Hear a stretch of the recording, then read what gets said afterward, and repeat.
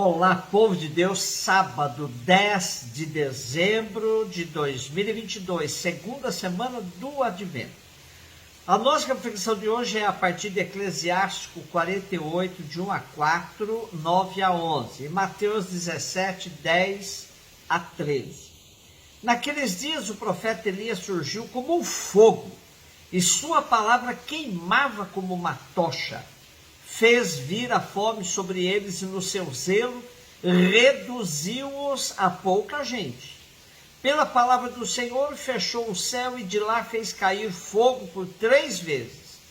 Ó Elias, como te tornaste glorioso por teus prodígios! Quem poderia gloriar-se de ser semelhante a ti? Tu foste arrebatado num turbilhão de fogo, num carro de cavalos também de fogo. Tu, nas ameaças para os tempos futuros, foste designado para acalmar a ira do Senhor antes do furor, para reconduzir o coração do pai ao filho e restabelecer as tribos de Jacó. Felizes os que te viram, e os que adormeceram na tua amizade. Já sabemos que o livro do Eclesiástico faz parte da Bíblia grega, mas não figura no cânon judaico.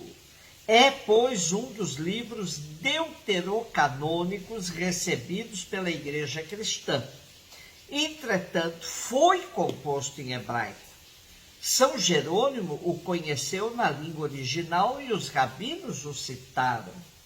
Cerca de 2/3 deste texto hebraico foram encontrados em 1896 nos fragmentos de vários manuscritos da Idade Média, provenientes de uma velha sinagoga do Cairo. Quem o lê percebe que ele faz uma releitura didática da história de Israel, destacando figuras ilustres e significativas para a fé do povo israelita. O profeta Elias ganha um espaço imenso nesta história, pois a tradição o considerava como um dos maiores profetas que Israel conheceu. Sobre ele são inúmeras as pequenas histórias que o engrandecem e que foram recolhidas ao longo dos tempos. Elias foi tão querido e tão importante para o povo que nem diziam que ele tinha morrido, mas sim arrebatado por uma carruagem de fogo. Todas as pequenas narrativas que se referem ao profeta destacam sua grandeza e fidelidade ao Deus de Israel. Enfrentou a idolatria da rainha Jezabel, que cultuava o deus Baal, salvou a viúva de Sarepte, seu filho, fez escola passando seu manto a Eliseu. Como ele venceu a morte, sua memória se tornou um incentivo à esperança na vida para além da morte. A bem-aventurança total e definitiva que espera aqueles que, como ele, foram arrebatados no amor. Como foi arrebatado ao céu, a tradição judaica aguarda o seu regresso, a fim de preparar o povo para a vinda do Messias. O Segundo Testamento recebe esta tradição judaica do regresso de Elias e há uns que o veem em Jesus e outros que o entendem como o João Batista precursor. Mateus 17, de 10 a 13. Ao descerem do monte, os discípulos perguntaram a Jesus: por que os mestres da lei dizem que Elias deve vir primeiro? Jesus respondeu: Elias vem e colocará tudo em ordem. Ora, eu vos digo, Elias já veio, mas eles não o reconheceram. Ao contrário, fizeram com ele tudo o que quiseram. Assim também o Filho do Homem será maltratado por eles. Então, os discípulos compreenderam que Jesus lhes falava de João Batista. Como estamos no ano A da liturgia, várias vezes voltaremos ao esquema estrutural do primeiro evangelho, pois ele nos ajuda a contextualizar os textos que vamos refletindo. Todos sabemos que tal esquema de Mateus tem 5 livrinhos, com uma parte narrativa e outra discursiva. Vejamos. O primeiro livrinho compreende Mateus de 3 a 7. A parte narrativa, com Jesus, o reino de Deus chegou. Capítulos 3 e 4. E o discurso, o reino de Deus é justiça que liberta, o grande sermão da montanha, capítulos de 5 a 7. O segundo livrinho, Mateus, de 8 a 10. Narrativa. Os sinais concretos, os primeiros milagres do reino de Deus, capítulos 8 e 9. E o discurso, Jesus precisa e escolhe colaboradores, capítulo 10. O terceiro livrinho, Mateus 11, de 1 até 13, 52. A narrativa, os conflitos que surgem por causa do reino, capítulos 11 e 12. E o discurso, as parábolas que explicam o reino, capítulo 13, de 1 a 52. O quarto livrinho, Mateus 13, de 53 até 18, 34. A parte narrativa, seguimento de Jesus, que vai do capítulo 13, 53 a 17, 27.